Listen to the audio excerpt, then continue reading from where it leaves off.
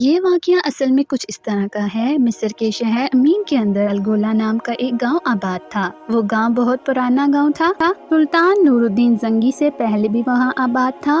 اس گاؤں کی آبادی بہت بڑھ چکی تھی اور وہ گاؤں تقریباً ایک پوری وادی کے اندر پھیل چکا تھا۔ اس گاؤں کی آبادی بڑھنے کی سب سے بڑی وجہ یہ تھی کہ اس گاؤں کے آس پاس بکریوں کے ریوڑوں کے لیے سرسبز چراگاہیں موجود تھیں۔ زندگی کے ضروریات کا پانی استعمال کرنے کے لیے ندی تھی۔ اس کے علاوہ ایک ٹھنڈا چشمہ تھا اور ضرورت کا سامان خریدنے کے لیے ان گاؤں کے لوگوں کو دور نہیں جانا پڑتا تھا، بلکہ ان کے گاؤں کے ساتھ میں ہی ایک بڑا سا بازار تھا۔ اس بازار کے اندر اس گاؤں کے لوگ بھی کام کرتے اور اپنی روزی روٹی کماتے، اور اس کے علاوہ وقت کے حاکم کی مدد سے وہ باہر تجارت کرتے، اور یہی وجہ تھی کہ دوسرے گاؤں کی نسبت اس گاؤں کی آبادی دن دگنی رات چگنی بڑھ رہی تھی۔ وقت گزرتا رہا اور اس گاؤں کے لوگ خوش باش زندگی گزار رہے تھے۔ ایک دن سب تاجر بازار کے اندر اپنے اپنے کام میں مصروف تھے، کیونکہ چند دنوں بعد عید آنے والی تھی۔ لوگ زور و شور سے خریداری کر رہے تھے۔ کوئی نئے لباس خرید رہا تھا تو کوئی نئے جوتے خرید رہا تھا تو کوئی کھانے پینے کی اشیاء خرید رہے تھے۔ بازار لوگوں سے بھرا ہوا تھا۔ اسی وقت ایک مداری اپنے کالے سے ریچھ کے ساتھ بازار کے اندر داخل ہوا۔ اس مداری نے اپنی ڈگڈگی بجانا شروع کر دی، لیکن ہر کوئی اپنی خریداری میں اتنا مصروف تھا کہ کسی نے اس کی ریچھ اور اس پر ذرا بھی توجہ نہ دی۔ لیکن تھوڑی ہی دیر کے اندر اس ریچھ کے کرتب نے سارے لوگوں کو جو اس وقت خریداری کر رہے تھے، حتیٰ کہ بازار میں موجود تاجروں کو اس ریچھ نے اپنی طرف متوجہ کر لیا۔ مداری نے اپنے ریچھ کے کرتب دکھائے۔ کرتب دکھانے کے بعد بازار میں موجود جن جن لوگوں نے ریچھ کا تماشا دیکھا، کوئی ایک سکہ ڈالتا گیا تو کوئی 2 سکے، اور اسی طرح اس مداری کی اچھی خاصی روزی بن گئی۔ وہ مداری بڑا چالاک تھا اور اس نے چند ہی لمحوں کے اندر اتنی رقم کما لی جتنا وہ شاید مہینوں میں کما پاتا تھا۔ اس بازار کے اندر لوگوں کا ہجوم اور اس گاؤں کو دیکھ کر اس مداری کے دماغ کے اندر ایک منصوبہ آ گیا، لیکن کوئی نہیں جانتا تھا کہ آخر وہ مداری کون ہے، کہاں سے آیا ہے اور اس کے آنے کا مقصد کیا ہے۔ سب لوگ اس کے ریچھ کے کرتب دیکھ کر بڑے خوش ہو رہے تھے۔ اتنے میں ایک بزرگ بولا، حضور چند دنوں بعد عید ہے، تم عید والے دن ہمارے گاؤں آنا، ہمارے بچے تمہاری ریچھ کا کرتب دیکھ کر بڑے خوش ہوں گے اور تمہاری بھی اچھی خاصی روزی بن جائے گی۔ مداری نے کہا ٹھیک ہے، میں آ جاؤں گا۔ اب مداری اپنے سکے اٹھا کر وہاں سے چلا گیا اور سب لوگ بازار کے اندر خریداری کرنے میں مصروف ہو گئے۔ وقت گزرنے لگا۔ چند دنوں بعد عید کا چاند نظر آ گیا۔ سب لوگ بڑی خوشی سے عید کی خوشیاں منا رہے تھے۔ اس پورے گاؤں کے اندر گہما گہمی تھی۔ سب لوگ ایک دوسرے کے گھر عید ملنے کے لیے آ جا رہے تھے۔ اتنے میں وہ مداری اس گاؤں کے اندر داخل ہوا۔ جب اس نے گاؤں کے لوگوں کو اتنا زیادہ تعداد میں دیکھا تو وہ بڑا حیران ہو گیا۔ وہ چلتا چلتا اپنے ریچھ کو گاؤں کے درمیان میں لے آیا اور اس نے اپنے ریچھ کے کرتب دکھانا شروع کر دیے۔ ریچھ کو دیکھ کر اس گاؤں کے سارے بچے بچیاں، حتیٰ کہ نوجوان، مرد، بوڑھے، بزرگ اور خواتین اس ریچھ کے کرتب دیکھنے کے لیے اکٹھے ہو گئے۔ بہت دیر تک وہ مداری اپنے ریچھ کے کرتب دکھاتا رہا اور لوگ اس کے کٹوروں کے اندر سکے ڈالتے رہے۔ جب ریچھ تھک گیا تو اب لوگ اپنے اپنے گھروں کو لوٹنے لگے تو اتنے میں ایک آدمی نے کہا، حضور چند دنوں کے بعد ہمارے ایک لوہار کی بیٹی کی شادی ہے، شادی والے دن آپ ضرور اپنے ریچھ کو لے آنا اور لوگوں کو کرتب دکھانا تاکہ لوگ اپنی خوشی کو دوگنا کر سکیں۔ یہ سن کر مداری نے کہا ٹھیک ہے، मैं आ जाऊंगा। अब मदारी चला गया। कोई नहीं जानता था कि वो मदारी कहाँ रहता है और कहाँ चला गया। सब लोग अपनी अपनी ईद की खुशियों में मसरूफ़ हो गए। वक्त गुजरने लगा। चंद दिनों बाद लोहार की बेटी की शादी का दिन आ गया। शादी वाले दिन सुबह वो मदारी उस गांव के अंदर आया और पूछता पूछता उस लोहार की हवेली के दरवाजे पर आकर खड़ा हो गया। सब लोग लोहार के घर में जमा थे क्योंकि शादी वाला घर था। सब लोग अच्छे लिबास में थे और हर कोई खुशगवार मूड में था। जैसे ही उन्होंने मदारी को देखा तो सब लोग रीछ का तमाशा देखने के लिए इकट्ठा होने लगे। अब इस मदारी ने रीछ का तमाशा दिखाना शुरू कर दिया। पहले की तरह अब भी इस मदारी की अच्छी खासी कमाई हो गई। अब लोगों ने कहा कि तुम अपने रीछ को नचाना बंद कर दो क्योंकि रुखसती का वक्त हो गया है। जब ये बात गांव के लोगों ने कही तो इस मदारी ने कहा कि तुम इस बच्ची की रुखसती करने से पहले मुझे एक काम करने दो। गांव के लोगों ने पूछा, बताओ कौन सा काम? उसने कहा, मेरा रीछ कोई आम रीछ नहीं है, बल्कि ये बहुत ही फनकार है। इसके पास ऐसी ताकत है कि दुल्हन का पैर सूंघकर बता देता है कि इसका शौहर मुस्तकबिल में इसके साथ कैसा रवैया रखेगा, इसका शौहर इसके साथ कैसे ज़िंदगी गुजारेगा, क्या इसका मुस्तकबिल अच्छा होगा या बुरा। ये सुनकर सब गांव वाले हैरान हो गए और कहने लगे, मुस्तकबिल तो सिर्फ हमारा रब जानता है, तुम्हारे रीछ को कैसे पता चला? तो इस मद्दारी ने अपनी बातों से सब लोगों को बेवकूफ़ बना लिया और कहा, बेशक इस रीछ को बनाने वाला भी वही रब है और उसी रब ने ही इस रीछ को ताकत बख्शी, लिहाजा तुम मेरी बात मानो और मुझे तुम एक सिक्का भी न देना, बस इस दुल्हन का पैर सुनवाने दो और इसके बाद ये रीछ सब कुछ बता देगा। गांव के लोग हैरान हो गए और उन्होंने कहा, चलो ठीक है, तुम अपना तजर्बा कर लो। अब दुल्हन को दरवाजे पर लाया गया। मद्दारी ने रीछ को हुक्म दिया। रीछ ने दुल्हन का पैर सूंघा।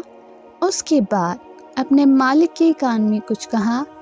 कान में कुछ कहने के बाद रीछ बैठ गया और मद्दारी अपना सर पीटने लगा। वहाँ मौजूद सब लोग हैरान हो गए और कहा, ये तुम क्या कर रहे हो और आखिर ऐसा क्या हुआ कि तुमने सर पीटना शुरू कर दिया? तो इस मद्दारी ने कहा, तुम इस दुल्हन की रुखसती बिल्कुल ना करो क्योंकि इसका मुस्तकबिल बिल्कुल अच्छा नहीं है। ये दुल्हन बर्बाद हो जाएगी। अगर आज इसने चौखट के बाहर कदम रखा तो लोग इस पर थूकेंगे और इसकी सारी ज़िंदगी बर्बाद हो जाएगी। ये सुनकर सब लोग गांव वाले हैरान और परेशान हो गए। उस दुल्हन के बूढ़े माँ बाप रोने पीटने लगे और कहा, अरे बेवकूफ़ मदारी, ये तुम क्या कह रहे हो? तुम क्यों किसी की ज़िंदगी बर्बाद करने पर तुल गए हो?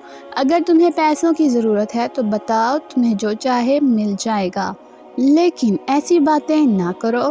तो इस मद्दारी ने कहा, मैं कोई गलत बात नहीं कर रहा, तुम इस दुल्हन का रुखसत ना करो वरना रास्ते में ही इस दुल्हन के शौहर की मौत हो जाएगी और फिर इसी हाथों ही दुल्हन को अपने घर वापस लौटना होगा।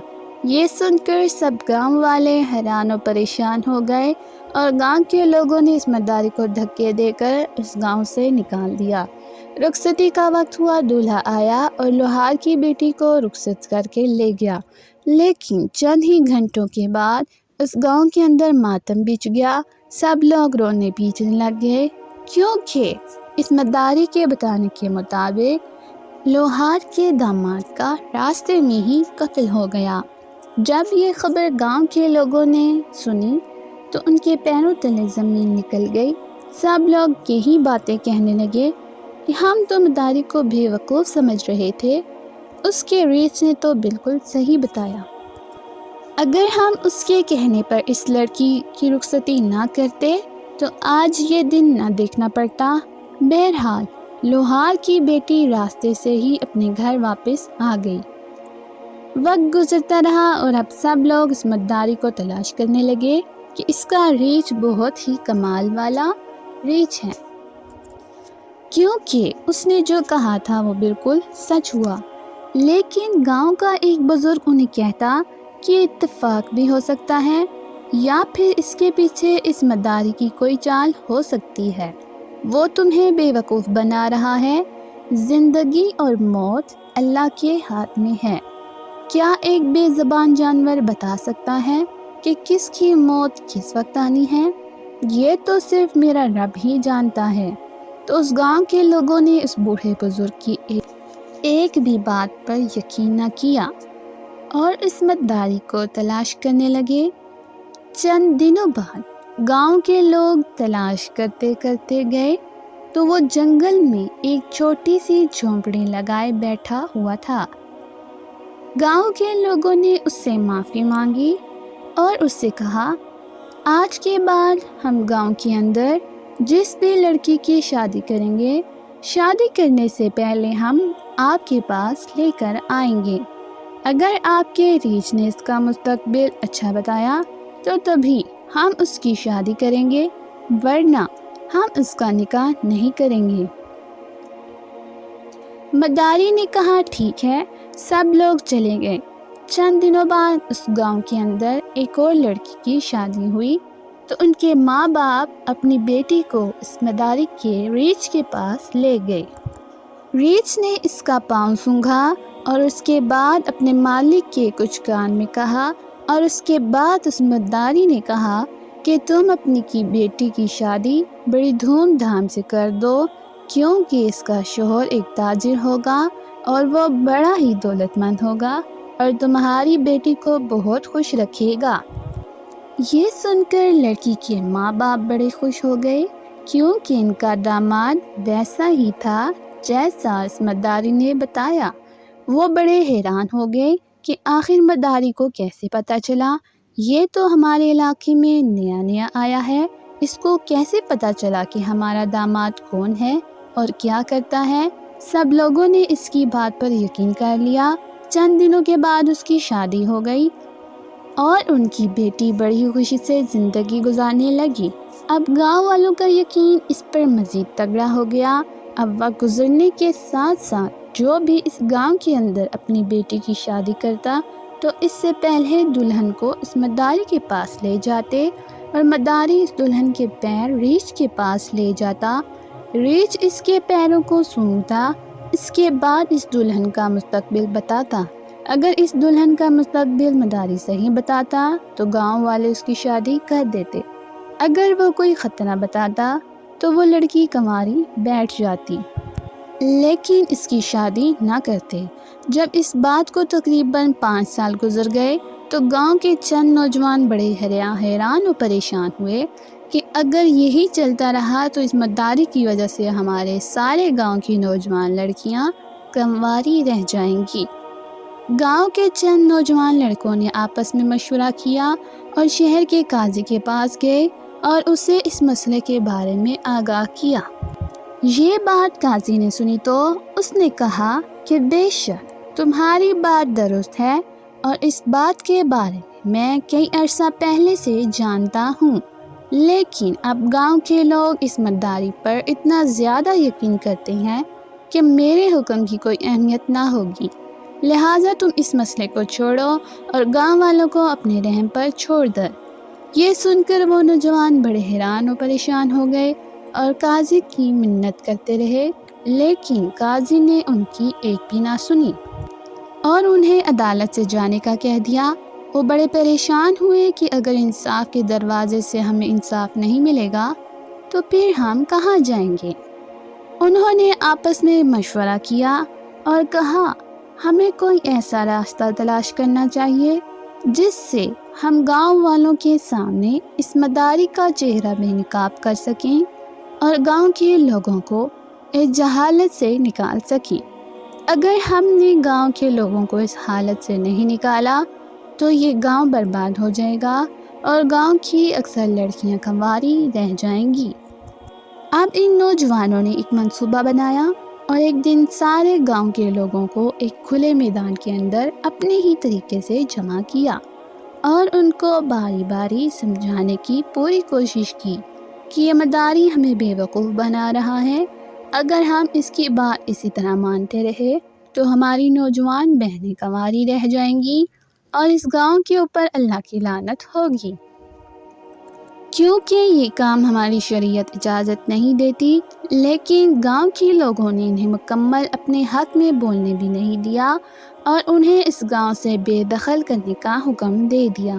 وہ بڑے پریشان ہوئے کہ ہم تو گاؤں کی بھلائی کے لیے نکلے تھے اور الٹا گاؤں والے ہمیں اپنے ہی گھر سے نکالنا چاہتے ہیں۔ اب اس گاؤں کے سردار نے سپاہیوں کو حکم دیا کہ نوجوانوں کو گاؤں سے دھکے دے کر نکال دو۔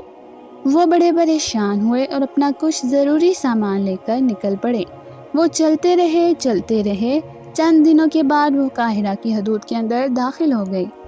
انہوں نے دیکھا کہ اب وہ اپنے گھر کو بہت پیچھے چھوڑ آئے ہیں۔ اب ان کے پاس رہنے کے لیے کوئی ٹھکانہ بھی موجود نہیں تھا، لہٰذا انہوں نے ایک درخت کے نیچے رات گزاری۔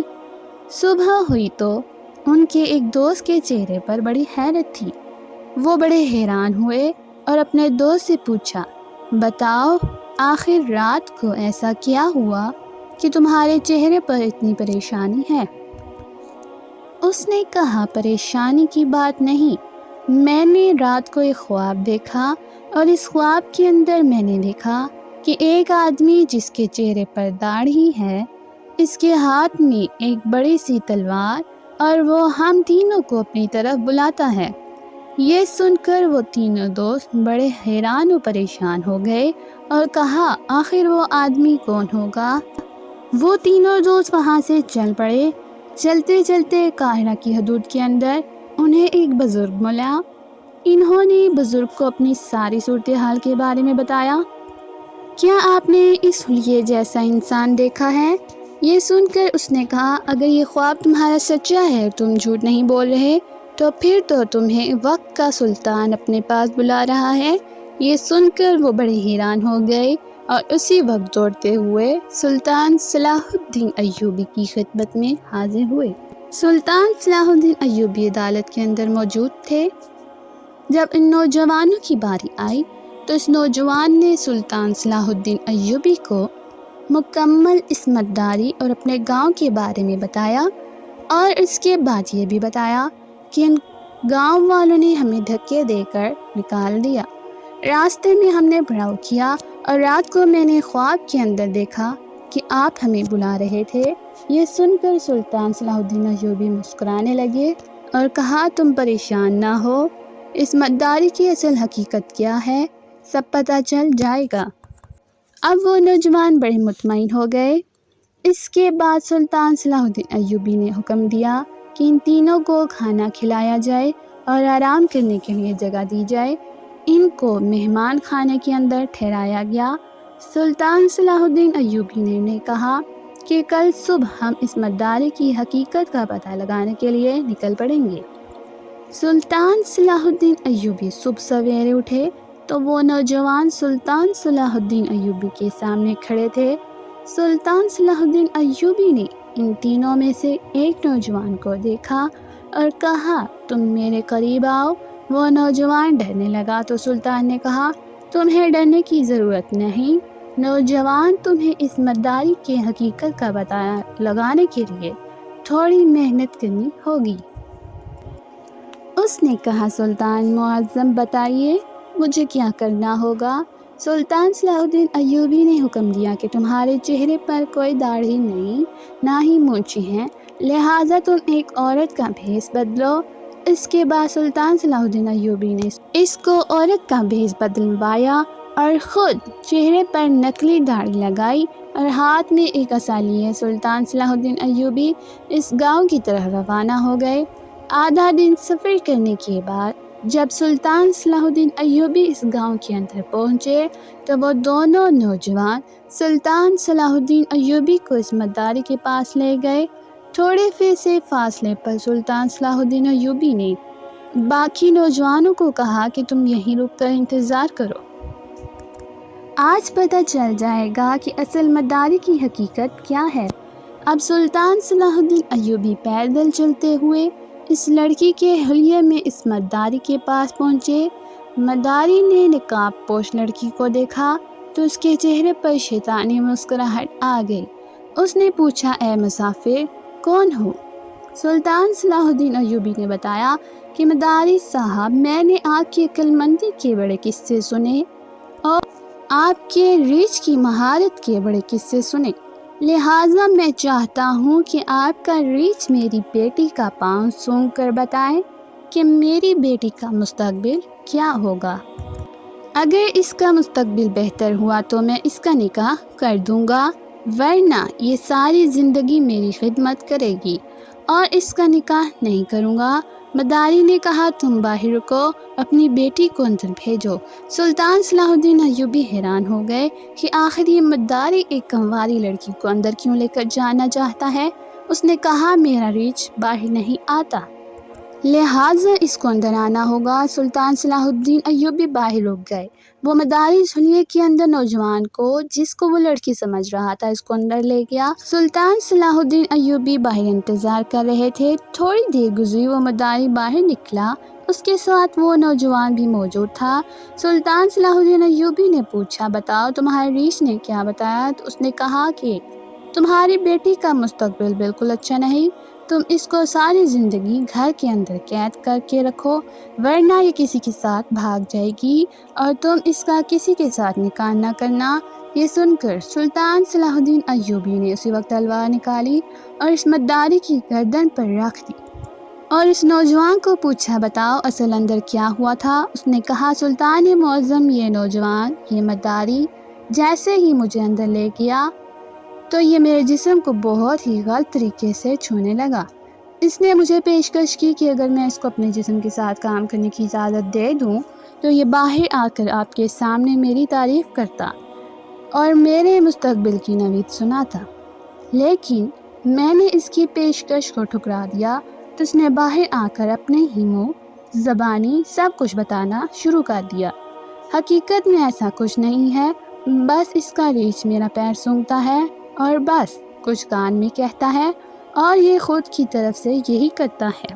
اور سلطان معظم، آج سے پہلے اس کے پاس جو بھی لڑکی آتی تھی یہ اس کو یہی پیشکش کرتا جو اس نے مجھے کی تھی۔ جو لڑکی اس کی پیشکش کو مان جاتی یہ باہر جا کر ان کے ماں باپ کو ان کے اچھے مستقبل کی نوید سناتا تھا، اور جو اس کی پیشکش کو ٹھکرا دیتی یہ باہر جا کر اس کی زندگی برباد کر دیتا۔ اور یہی وجہ تھی کہ آج تک گاؤں کی اکثر لڑکیاں کنواری موجود تھیں۔